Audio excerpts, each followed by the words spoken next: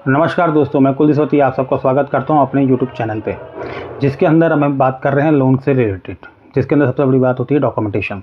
आज हम बात कर रहे हैं डॉक्यूमेंटेशन की, क्योंकि अभी तक हमने बैंक और NBFC के बारे में काफ़ी चीज़ें डिस्कशन करी हैं और आगे भी करेंगे।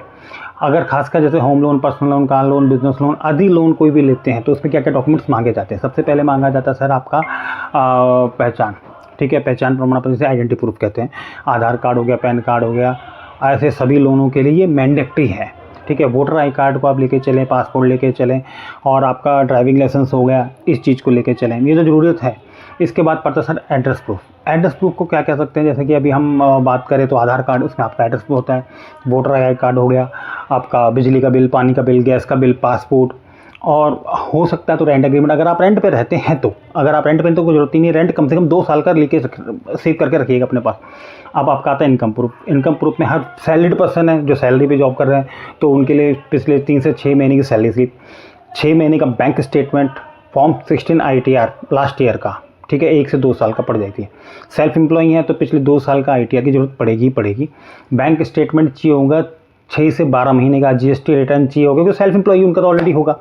Profit and loss on balance sheet, इसकी भी जरूरत पड़ेगी लास्ट 1 साल की। बैंक के दस्तावेज क्या होते हैं, जैसे आपकी बैंक स्टेटमेंट, आपकी 6 महीने से 1 साल 12 महीने तक की आपकी बैंक स्टेटमेंट लगेगी। कैंसिल चेक की कॉपी लगेगी, कॉपी नहीं, ओरिजिनल कैंसिल चेक लगेगा।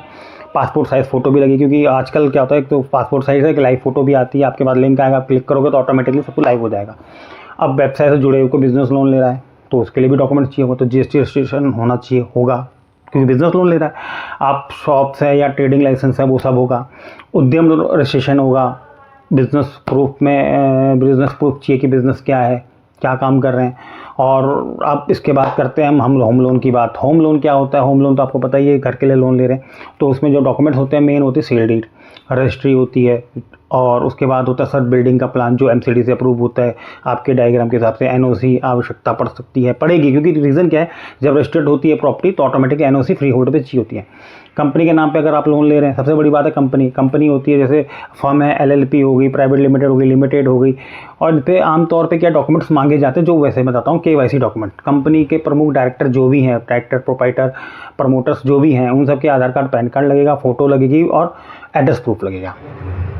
कंपनी डॉक्यूमेंट्स में क्या होता है, कंपनी का पैन कार्ड होगा, GST रजिस्ट्रेशन होगा, GST बनी होगी तो वो पूरा होगा, सर्टिफिकेट इनकॉर्पोरेशन होगा, पार्टनरशिप होगी, डीड होगी, LLP एग्रीमेंट होगा, शॉप या कंपनी का जो एस्टीमेट हुआ है उसका ट्रेड लाइसेंस होगा, उद्यम रजिस्ट्रेशन होगा।